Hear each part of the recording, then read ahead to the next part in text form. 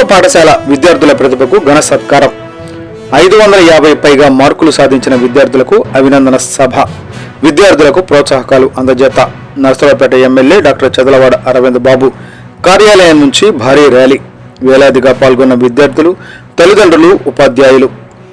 ఆంధ్రప్రదేశ్ ప్రభుత్వం విద్యార్థుల్లో ప్రతిభను ప్రోత్సహించేందుకు చేపట్టిన ప్రత్యేక కార్యక్రమాలలో భాగంగా పల్నాడు జిల్లా నర్సరావుపేట నియోజకవర్గంలోని ప్రభుత్వ పాఠశాలల విద్యార్థులకు ఘనంగా అభినందన సభ నిర్వహించారు. 2025-26 విద్యా సంవత్సరం 10వ తరగతి పరీక్షల్లో 600 మార్కులకు గాను 550కి పైగా మార్కులు సాధించిన విద్యార్థులను సత్కరించి ప్రోత్సహించారు.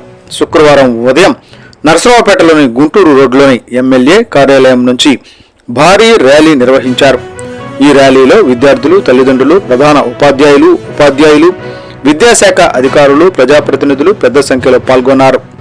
విద్యార్థుల విజయాలను ప్రశంసిస్తూ నినాదాలు చేస్తూ ర్యాలీ నగర ప్రధాన వీధుల మీదుగా కొనసాగింది.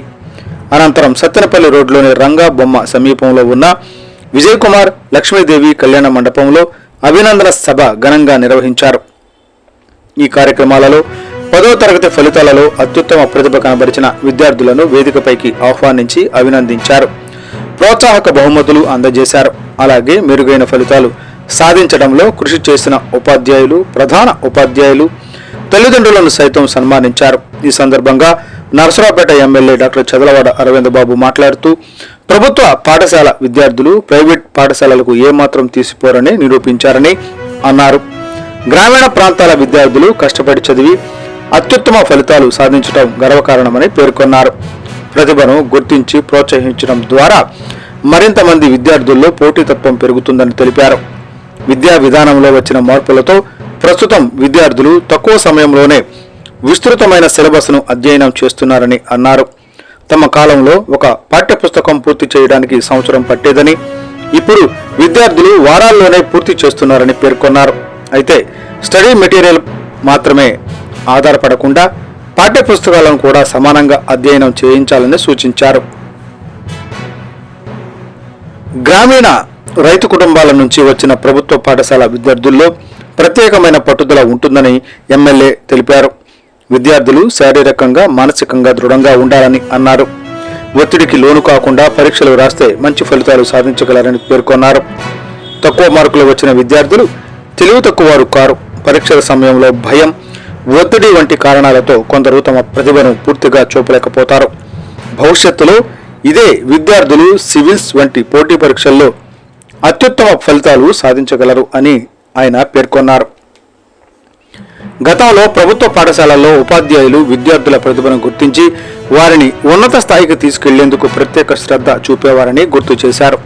ప్రస్తుతం కూడా ఉపాధ్యాయులు ఎంతో అంకిత భావంతో పనిచేస్తూ ప్రతి విద్యార్థి ఉన్నత మార్కులు సాధించాలని కృషి చేస్తున్నారని అభినందించారు. ఈ ఏడాది 10వ తరగతి పరీక్షలు కఠినంగా ఉన్నప్పటికీ విద్యార్థులు అత్యుత్తమ ఫలితాలు సాధించడం అభినందనీయమని ఎమ్మెల్యే అన్నారు. 450 మార్కులు దాటిన ప్రతి విద్యార్థి విజేతనని అన్నారు. విద్యార్థులు నిరుత్సాహపడకుండా మరింత ఉన్నత లక్ష్యాలతో ముందుకు సాగాలని సూచించారు.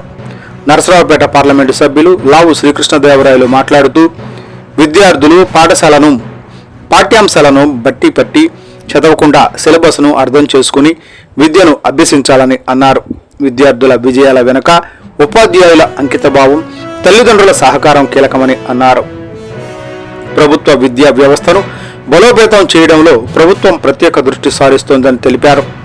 రాష్ట్ర గ్రంథాలయ పరిషత్ చైర్మన్ గోనుగుంట్ల కోటేశ్వరరావు మాట్లాడుతూ నర్సరావుపేట నియోజకవర్గంలో 10వ తరగతి పరీక్షల ఫలితాల్లో ప్రభుత్వ పాఠశాలలో 550 మార్కులు పైగా సాధించిన విద్యార్థులు 83 మంది ఉన్నారని అన్నారు.